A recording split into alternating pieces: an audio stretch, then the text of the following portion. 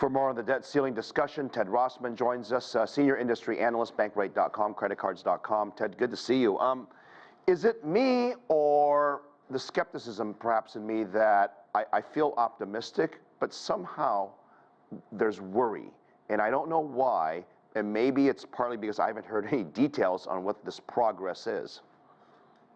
Yeah, I mean, you're right. Sometimes the wind blows one way one day, and then the next day we get kind of a reversal.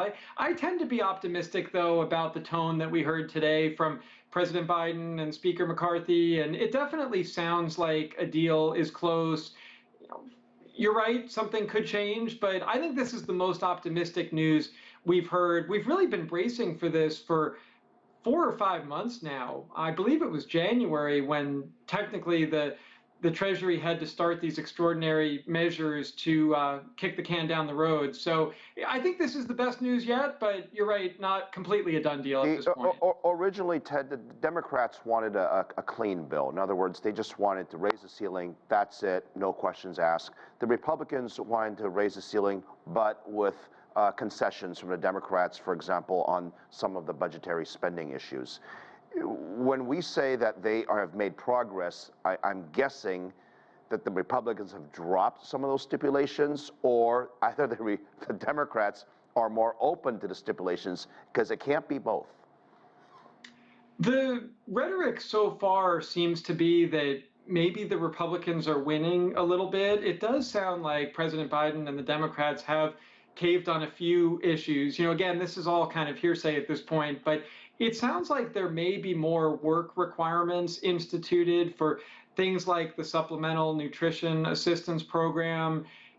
That is something that Republicans have been pushing for. It sounds like tax increases are off the table, so that's another perhaps win for Republicans. I think eventually this will probably get spun as a bipartisan agreement. One of the things I'll be looking for, besides the details of what exactly has to give on both sides, is how long is this extension? When are we going to do this again? This is the kind of thing that has come up almost every year, sometimes more routinely than others. It'll be interesting to see if they can come to a more substantive, perhaps multi-year agreement. I was going to joke and say that if it does feel like it's every 3 months where we're discussing something like this, where there's a stalemate in Congress and it goes to President Biden, and I do hope we never have to talk about this again.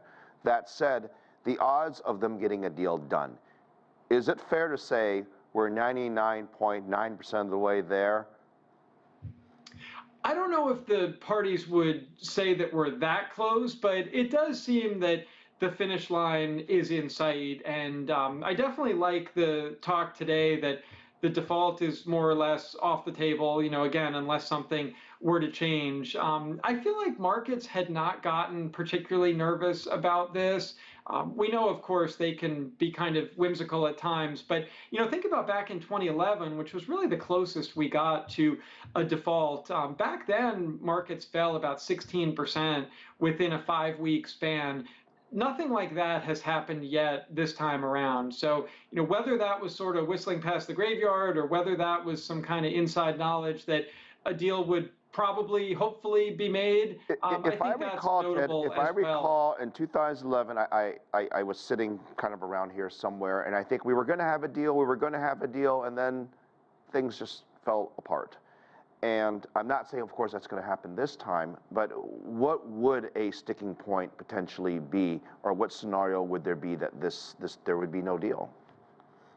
I think probably the biggest thing that people were worried about was that some of the more hardline Freedom Caucus Republicans would draw a line in the sand and say, no deal, unless they get massive spending cuts or things that the administration would view as kind of off the table. The president mentioned that one thing that he doesn't think is touchable is Medicaid. So it doesn't seem like that chorus of voices has been particularly loud. Remember when they delayed Speaker McCarthy's election as Speaker. I mean, that went to a crazy number of ballots. It seems like this time around there's more alignment within the Republican camp and then also alignment within the Democrat camp. It seems like people are falling in line, so there aren't some of these kind of rogue voices that might be looking to upend things. It's shocking that we're not going to have the comic and chaos, and maybe people are actually doing their jobs.